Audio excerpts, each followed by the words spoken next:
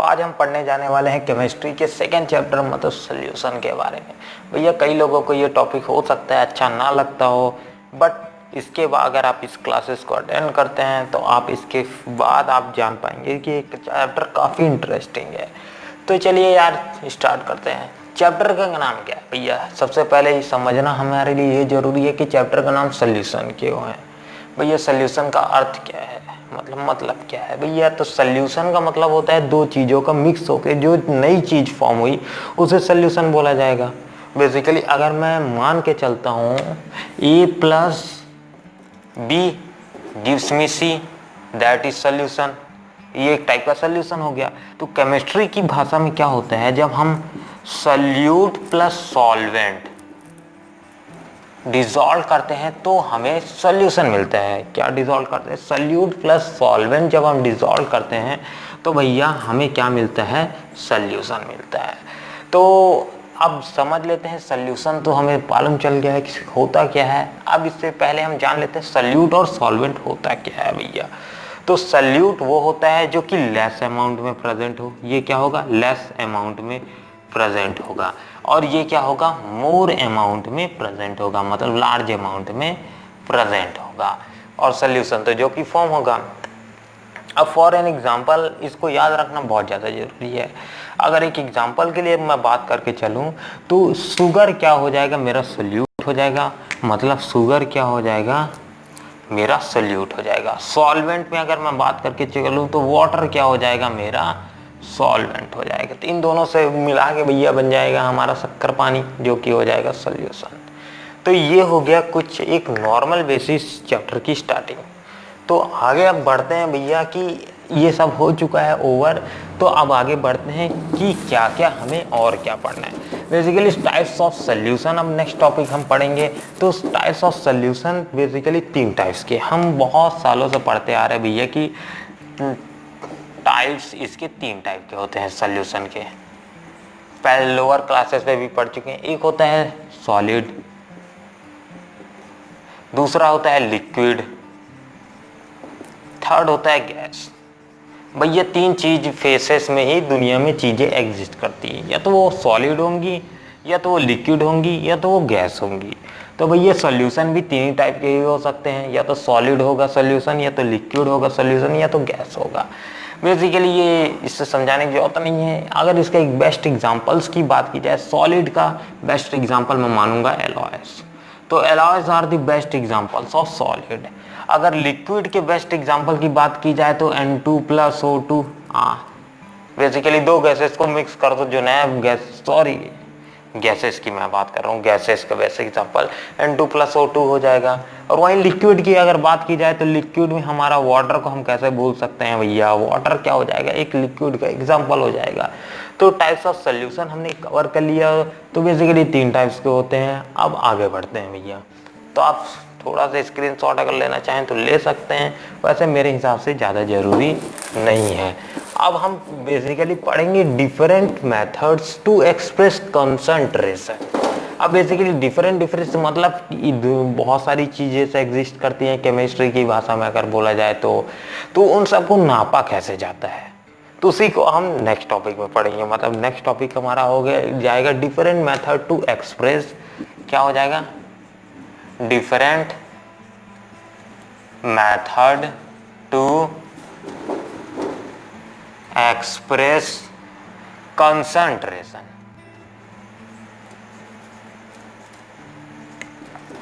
Of solution.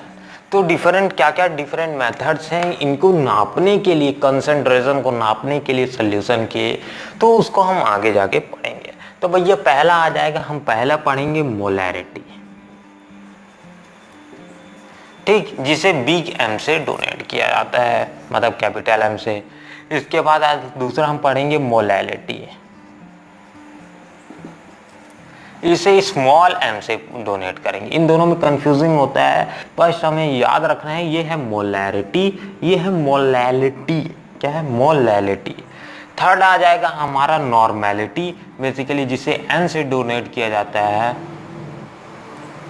क्या है? Normality. Basically ये थर्ड हो जाएगा। फोर्थ आगे जाके पढ़ेंगे की फोर्थ मोल फ्रैक्शन, इसके बाद वेट बाय वेट, इसके बाद ppm पार्ट पर मिलियन, ये सारी टॉपिक्स को हमें कवर करने हैं इस वीडियो में। तो चलिए यार पहले हम समझ लेते हैं मोलैरिटी होता क्या है। पहले एक टॉपिक को पकड़ते हैं, उसको समझते हैं, फिर आगे जाके आगे बढ़ेंगे भैया। तो सबसे पहले हम समझ लेते हैं मोलैरिटी क्या होता है। तो मोलैरिटी होता है बेसिकली, इसके अगर फॉर्मूला से समझा जाए तो ज़्यादा आसान पड़ेगा। चलिए फॉर्मूला लिख देते हैं।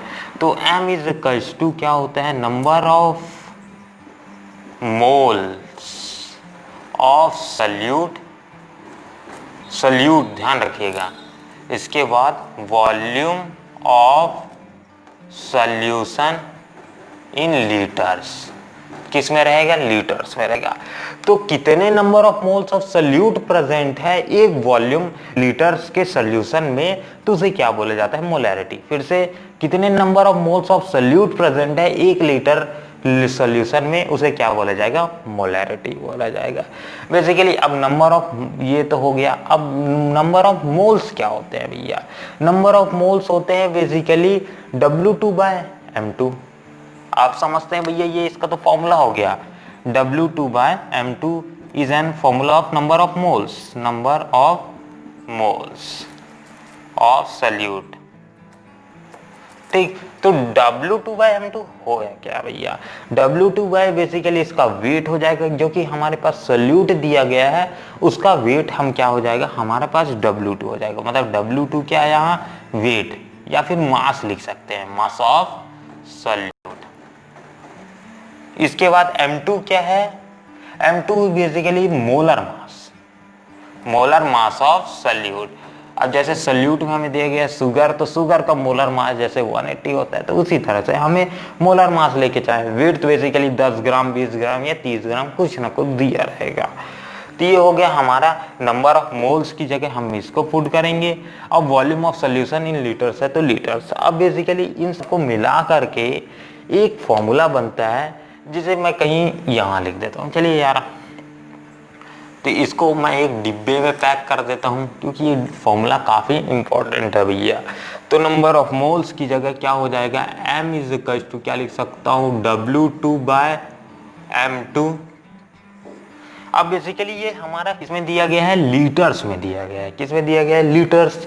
तो लीटर्स को अगर मैं चेंज कर दूं mls में, तो मैं किसमें क्या कर सकता हूँ, 1000 से डिवाइड कर सकता हूँ। यस एग्जैक्टली, यहाँ इंटू हो रहा है तो ऊपर जाके डिवाइड हो जाएगा। इसके बाद अब इसके बाद हमें क्या है, नंबर ऑफ मोल्स की जगह तो हमने लिख लिया वॉल्यूम ऑफ सोल्यूशन, तो इसकी जगह क्या लिख देंगे, वॉल्यूम ऑफ सोल्यूशन। तो ये हमारा बेस्ट फॉर्मूला बन जाएगा मोलैरिटी के लिए। तो मोलैरिटी हमने समझ लिया। बेसिकली इसमें एक पॉइंट और समझने वाली बात है कि मोलैरिटी डिपेंडेंट होती है टेम्परेचर के ऊपर। कैसे, अभी आपके एग्जाम में पूछ देता है कई बार एक मार्क्स में कि बेसिकली मोलैरिटी टेम्परेचर के ऊपर डिपेंड करती है बट मोलैरिटी डिपेंड नहीं करती है। तो इसका हम आंसर अभी पढ़ लेते हैं भैया। मोलैरिटी इसलिए डिपेंड करती है क्योंकि आप यहाँ देख सकते हैं कि मोलैरिटी में हमने क्या इस्तेमाल किया है, वॉल्यूम। इसमें वॉल्यूम है, तो वॉल्यूम हमें मालूम है, volume is a function of temperature. मतलब टेम्परेचर के साथ क्या होगा, वॉल्यूम चेंज हो सकता है। बट मोलैरिटी के केस में हम पढ़ेंगे कि वो हम मास लेते हैं, वॉल्यूम की जगह मास लेते हैं। तो बेसिकली मास तो ऑल ओवर यूनिवर्स में कांस्टेंट ही है, तो इसीलिए मोलैरिटी टेम्परेचर के साथ चेंज की हो सकती है पर मोलैरिटी नहीं। तो ये एक इंपॉर्टेंट पॉइंट है जिसको आप नोट कर सकते हैं। चलिए यार, ये हो चुका है। अब नेक्स्ट हम समझते हैं क्या, मोलैलिटी। तो इसको मैं मिटा देता हूं। अब नेक्स्ट हमारा टॉपिक आ जाएगा मोलैलिटी। क्या आ जाएगा, मोलैलिटी। इसे स्मॉल m से डोनेट किया जाता है, मोलैलिटी। अब बेसिकली इसे समझने की मोलैलिटी आखिरकार होता क्या है भैया, तो इसे भी समझने के लिए सबसे पहले हम क्या करते हैं, फॉर्मूला लिख लेते हैं। अगर फॉर्मूला लिख लेते हैं तो काफ़ी सारी हमें कंफ्यूजन, इसका डेफिनेशन अपने आप ही बन जाएगा। तो चलिए, इसका फॉर्मूला क्या होता है, small m is equal to number of moles of solute by mass of solvent. अब यहाँ एक चीज ध्यान देने वाली है, इसमें दो चीजों का इस्तेमाल किया गया है जो कि चेंजेस हुआ है, और ये क्या हो जाएगा, केजीज में हो जाएगा। बेसिकली मास को हम तो केजीज में ही डोनेट करते हैं या फिर पाउंड्स में, बट यहाँ हम केजी लेके चलेंगे। अब देखिए भैया यहाँ दो चेंजेस आया फॉर्मूला में, एक तो मास आ गया, ऊपर वाली वैल्यू क्या है, ये वाली सेम है, बट नीचे वाले में मास का चेंजेस हुआ है, और वहाँ सोल्यूशन इस्तेमाल किए थे हमने। यहाँ हमने क्या किया, इस्तेमाल किए सॉल्वेंट वो जो कि लार्ज अमाउंट में प्रेजेंट हो, ये ध्यान रख के चलना है। तो बेसिकली अब क्या मोलैरिटी का मतलब हम क्या डोनेट कर सकते हैं कि कितने number of moles of solute present है एक केजी सॉल्वेंट में, मतलब एक केजी सॉल्वेंट में कितने number of moles of solute present, तो उसे क्या बोला जाएगा, मोलैलिटी बोला जाएगा। अब यहाँ हमने पीछे वाले क्वेश्चन को अगर रिवाइज करेंगे तो क्या था कि मोलैरिटी और मोलैलिटी में एक मेन डिफरेंस क्या होता है, बेसिकली कि वो फंक्शन मतलब टेम्परेचर के साथ डिपेंडेंट रहती है मोलैरिटी, बट मोलैलिटी हमारा टेम्परेचर के साथ कोई डिपेंडेंट नहीं रहती, क्योंकि यहाँ हम मास का इस्तेमाल कर रहे हैं। ठीक, तो इसी तरह से पिछली तरह से जैसे हमने एक फॉर्मूला बनाया था उसी तरह से इसका भी बना लेते हैं। नंबर ऑफ मोल्स तो हम पिछली बार ही पढ़ चुके हैं, क्या होता है W2/M2। तो यहाँ मैं लिख रहा हूँ क्या हो जाएगा, small m is equals to, sorry फिर से एक बार अच्छे से लिख देता हूँ, चलिए यार ब्लैक से लिखते हैं। Small m is equals to क्या हो जाएगा, W2/M2। इसके बाद क्या हो जाएगा, इस बार केजी है तो बेसिकली इसको मैं केजीज को बार बार थाउजेंड या फिर लीटर जो दिया उसे थाउजेंड से इसलिए कर देता हूँ क्योंकि क्वेश्चंस में कई बार आपके केजीज में नहीं दिया रहेगा, आपको उसको किस में दिया रहेगा, ग्राम्स में दिया रहेगा या mls में दिया रहेगा, इसलिए मैं 1000 लेके, तो आपको क्वेश्चंस में ध्यान देना है कि केजीज में दिया गया है या फिर mls में दिया गया है, किस में दिया गया है, तो आप उसके हिसाब से बनाएंगे। तो यहाँ मेरा क्या हो जाएगा 1000। अब इसके बाद क्या है, मास ऑफ सॉल्वेंट, तो हम जो सोल्यूट होता है उसे क्या मान लेते हैं, M2 मान के चलते हैं, तो वहीं सॉल्वेंट को हम क्या मान के चलते हैं, M1, तो ये क्या हो जाएगा M1। तो फाइनली ये हमारा मोलैरिटी का नया फॉर्मूला, मोलैलिटी का नया फॉर्मूला तैयार है, जो कि फिलहाल ये है। तो भैया हमने अभी समझा मोलैरिटी और मोलैलिटी होता क्या है, उसमें मेन डिफरेंस क्या है, बेसिकली टेम्परेचर का मेन डिफरेंस है भैया, इसे ध्यान में रखिए। चलिए यार नेक्स्ट टॉपिक पढ़ते हैं। नेक्स्ट टॉपिक में आगे हम पढ़ेंगे नॉर्मेलिटी आखिरकार होता क्या है। नॉर्मेलिटी बेसिकली क्या, इसे भी कैपिटल N से डोनेट किया जाता है, इसे भी फॉर्मूला के बेसिस में अगर समझा जाए तो ज़्यादा आसान आ जाएगा। तो चलिए मैं आपको ज़्यादा कंफ्यूज नहीं करता हूँ, इसे भी फॉर्मूला के बेसिस पे ही समझते हैं भैया। तो क्या होता है, ये होता है हमारा भैया ये होता है हमारा gram equivalent of solvent, number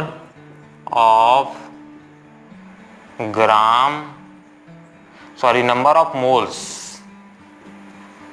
of gram equivalent, QUIVALENT equivalent by, ये क्या हो जाएगा, इसमें भी एक चीज ध्यान रखने वाला है, ये क्या हो जाएगा हमारा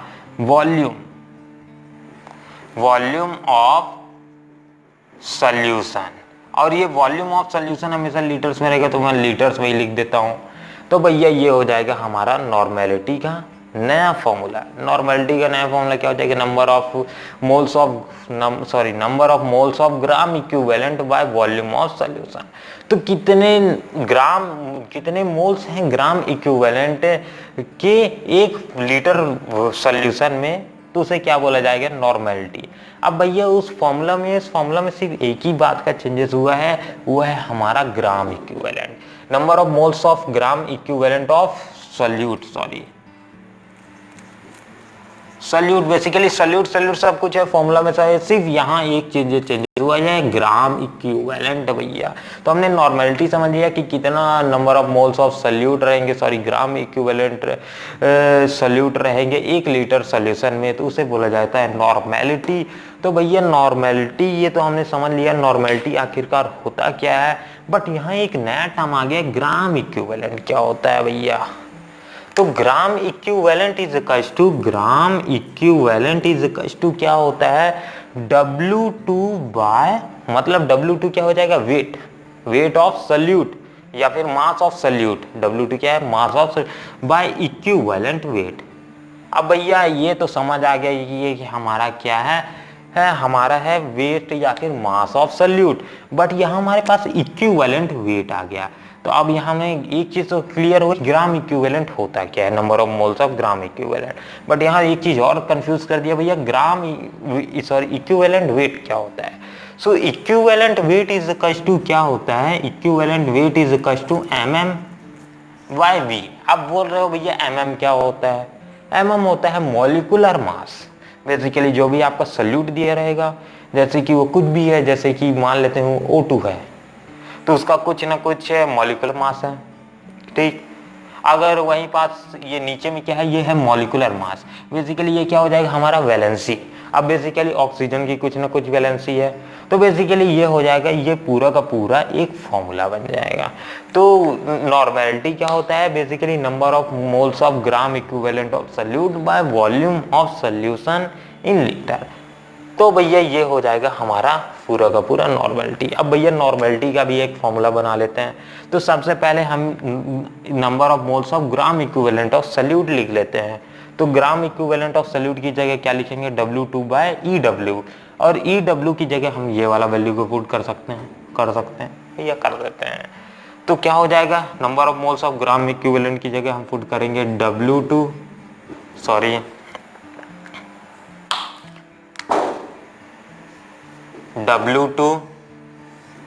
इंटू, ये भी है हमारा लीटर्स में, तो इसको थाउजेंड्स में इंटू कर देते हैं भैया। और इसके बाद इक्विवेलेंट वेट, इक्विवेलेंट की जगह MM लिख सकते हैं। बेसिकली आप याद रख सकते हैं मॉलिक्यूलर मास ऑफ सल्यूट, सो इसकी जगह 2 लिख देते हैं मॉलिक्यूलर। अब यहाँ V है, तो V बेसिकली यहाँ पास ट्रांसपोर्ट हो जाएगा ऊपर, सही है, क्या ट्रांसपोर्ट हो जाएगा, ऊपर ट्रांसपोर्ट हो जाएगा।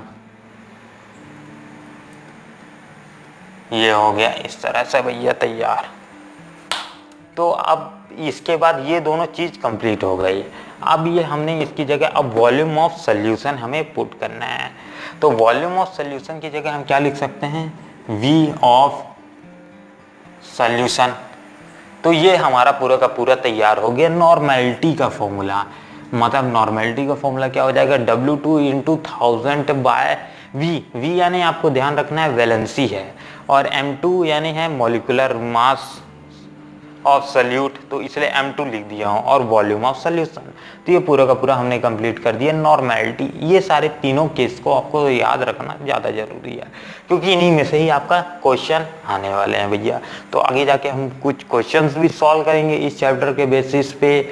हो सकता है आपको कुछ डाउट आए तो आप कमेंट करके ज़रूर मुझसे पूछिए, मैं ज़रूर कोशिश करूँगा आपके डाउट्स को क्लियर करने के लिए। तो भैया हम यहाँ कंप्लीट कर चुके हैं नॉर्मेलिटी। तो यार बस इस वीडियो में इतना ही। आगे जाके कुछ और इम्पोर्टेंट पॉइंट्स को हम कवर करेंगे। हो सकता है आपको कुछ इस वीडियो में कमी लगी हो, या फिर मेरे पर समझाने के ढंग में कुछ प्रॉब्लम आई हो, तो आप होपफुली आप मुझे क्या कर सकते हैं, कमेंट कीजिए, मैं उसे सुधारने की ज़रूर कोशिश करूँगा। Thanks for watching. आगे वाले चैप्टर्स में हम जाके पढ़ेंगे PPM के बारे में, मोल फ्रैक्शन के बारे में, वेट परसेंटेज, वॉल्यूम परसेंटेज।